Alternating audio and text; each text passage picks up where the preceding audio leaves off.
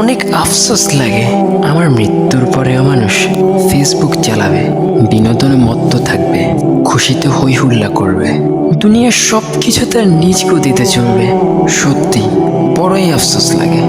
মানুষ হাসতে ভুলবে না, দুনিয়াটা থমকে যাবে না, কিছু বিঘ্ন ঘটবে না, চাঁদ তার জ্যোৎস্না ছড়ানো বন্ধ করবে না, তারকাগুলো আমার সাথে হারিয়ে যাবে না, সবকিছু সেই আগের মতোই চলবে। আফসোস শুধু আমি থাকবো না, তাতে কারে বা কি যায় আসে। কিছুদিন পর তো এমনিতেই সবার কান্না বন্ধ হয়ে যাবে, ভুলে যাবে আমায় সবাই।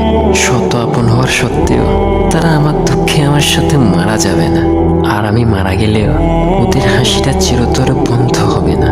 তাহলে এদের সাথে কেন আমি এত ব্যস্ত, কেন এত মাখামাখি? আমার রব থেকে আমি এত দূরে কেন, কেন এত দূরে, কেন? অথচ আল্লাহ সুবহানাহু ওয়া তাআলা যা বলেন আমাদের, তোমরা মুসলিম না হয়ে আমার কাছে এসো না। সত্যিই তো আমরা কি পেরেছি আদৌ অব্দি মুসলিম হতে? চলুন না একটাবার চেষ্টা করে দেখি, জাস্ট একবার, নিজের ভালোর জন্য, শুধু একবার, শুধু একবার। প্লিজ নিজের মূল্যবান সময়টুকু হেলায় ধুলে নষ্ট করো না। আল্লাহ, তোমার রহমতের সামনে আমার গুনার তো কোনো অস্তিত্ব নাই মওলা। আমার গুনাহ না হয় পাহাড় পরিমাণ হবে, বেশি থেকে বেশি আসমান পরিমাণ হবে, না হয় পুরা পৃথিবী পরিমাণ হবে। তোমার রহমত তো অগণিত, তোমার রহমত তো অসীম, তোমার রহমত তো আনলিমিটেড।